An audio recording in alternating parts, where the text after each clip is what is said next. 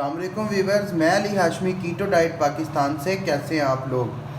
आज मैं आपको चर्बी से घी निकालने का तरीका बता रहा हूँ। सबसे पहले अपने माइंड से ये कंसेप्ट निकाल दीजिएगा कि ये जो चर्बी होती है ना गाय की, ये आपके लिए नुकसानदेह है। ठीक है, ये आपके लिए बहुत ज़्यादा फ़ायदेमंद है। इसमें विटामिन डी होता है, विटामिन ए होता है और बहुत से ऐसे विटामिन और मिनरल्स होते हैं जो आपकी सेहत के लिए बहुत फ़ायदेमंद हैं, जो आपको एनिमल सोर्स के अलावा किसी और सोर्स से नहीं मिलते।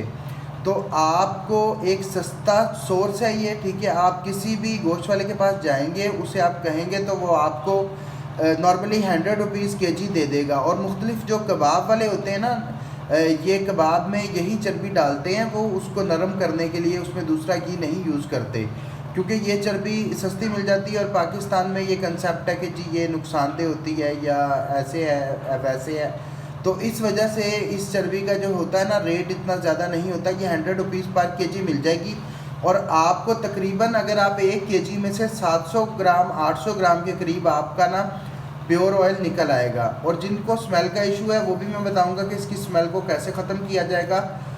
ये ग्रास फीड जानवर की होती है और पाकिस्तान में जितने जानवर ज़्यादातर ज़िबा होते हैं वो ग्रास फीड होते हैं। अगर ग्रेन फीड होते भी हैं तो उनको थोड़ी बहुत ग्रेन दी जाती है।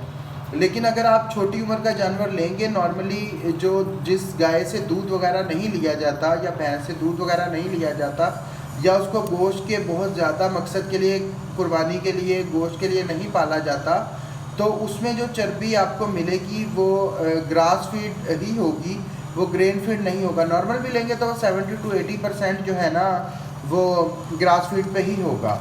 तो आपने करना ये है कि चूल्हा हल्की आंच पे, चूल्हे में देगची में ये चर्बी डाल के रख लेनी है।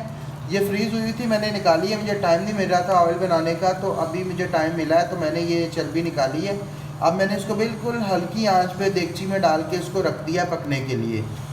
और इसको देख लीजिएगा जब ये पिघलने लगे, इसको हल्की आंच पे रख के देगची का ढक्कन दे के आप इसको छोड़, ये इस शक्ल में आ जाएगा। मैंने इसमें कार्डिमम, इलायची डाली है। आप दारचीनी का पाउडर या दारचीनी डाल सकते हैं, ठीक है, ताकि इसकी जो स्मेल कई लोगों को आती है वो ख़त्म हो जाए। और ये फ्राइंग के लिए बहुत ज़्यादा बेस्ट है क्योंकि ये कार्बन के बॉन्ड्स नहीं बनाता। बॉन्ड्स की वजह से सम टाइम जो होते हैं ऑयल वो नुकसानदेह होते हैं। ठीक है, इसको आप इसमें हाई हीट फ्राइंग भी कर सकते हैं आप जितनी ज़्यादा, ये नुकसानदेह नहीं है। इसमें टॉक्सिक नहीं होते क्योंकि ये नेचुरल होता है, बिल्कुल टॉक्सिक फ्री होता है। इसके अलावा इसमें विटामिन ए होता है जो आई हेल्थ के लिए और इम्यून सिस्टम के लिए बहुत बेहतर है।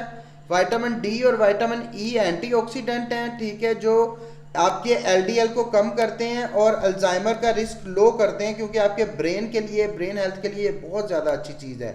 उसके अलावा स्किन की ग्लो करता है, ठीक है, विटामिन ई का ही काम है। विटामिन के जो है वो दिल की सेहत के लिए बहुत मुफीद है, ठीक है। डॉक्टर रिकमेंड करते हैं कि आप विटामिन K2 का सप्लीमेंट लें ताकि आपकी हार्ट हेल्थ सही रहे।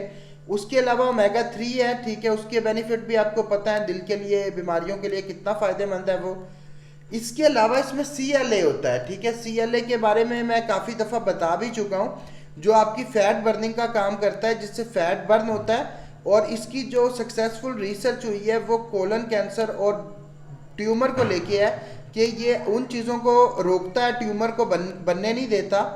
उसके अलावा ये आपका जो है बेस्ट जो है सैचुरेटेड, इसके अंदर सैचुरेटेड फैट्स होते हैं 50% के करीब, जिनका काम ये होता है आपका HDL जो है वो बढ़ाते हैं, ठीक है। और आपका जो है हार्मोन्स जो हैं बेसिकली आपके अंदर होते हैं उनको बिल्ड करते हैं। उसके अलावा इसमें मोनो अनसैचुरेटेड जो फैट है वो 42% है, पॉली अनसैचुरेटेड फैट 4% है। इसके मुकाबले में आप कोई भी वेजिटेरियन ऑयल यूज़ करेंगे तो उसकी जो रिसर्च आई हुई है वो यही है कि वो मुख्तलिफ बीमारियों से लिंक होता है, ठीक है। और जो ये ऑयल है ये बीमारियों से लिंक नहीं होता, ये आपका नेचुरल जो ऑयल है नेचुरल प्रोसेस के थ्रू आप निकाल रहे हैं। और ये बहुत सस्ता पड़ता है, मतलब मार्केट में इससे सस्ता आपको कोई ऑयल नहीं मिलेगा जो आपका ऑलमोस्ट 100 and 150 रुपीज़ पर kg में आपका ये ऑयल रेडी हो जाए। अब आपने देखना है जब ये चर्बी बिल्कुल ख़त्म हो जाए, इसको आपने तब छानना है। तो मुकम्मल पिघलने के बाद ये कुछ इस हालत में आ जाएगा। अभी मैंने इसको मुकम्मल तौर पे छाना नहीं है, आप इसको मज़ीद रिफ़ाइन मलमल के कपड़े से कर सकते हैं। मलमल का कपड़ा ले लें, उसमें आप छान लें, या कोई भी जाली ले लें उसमें आप छान लें, तो ये मज़ीद रिफ़ाइन हो जाएगा। और ये नॉर्मल मौसम में तो रह सकता है बाहर आराम से इजीली, जो आजकल मौसम चल रहा है उसमें ये ऑयल जो है आपका बगैर फ्रिज के भी रह सकता है। लेकिन जिन इलाकों में गर्मी है वो इस चीज़ का ध्यान करें कि वो इसको फ्रिज में रख लें, ठीक है, तो इनका ये काफ़ी देर तक इस्तेमाल हो जाएगा। अच्छा, उसके अलावा जो है, अगर वीडियो अच्छी लगी हो तो चैनल को सब्सक्राइब करें, वीडियो को लाइक करें, वीडियो को शेयर करें, और हमारा फेसबुक का ग्रुप जो कीटो डाइट पाकिस्तान है उसको ज़रूर ज्वाइन करें, और उसके अलावा मुझे इंस्टाग्राम पे फॉलो करें। Thank you so much. अल्लाह हाफिज़।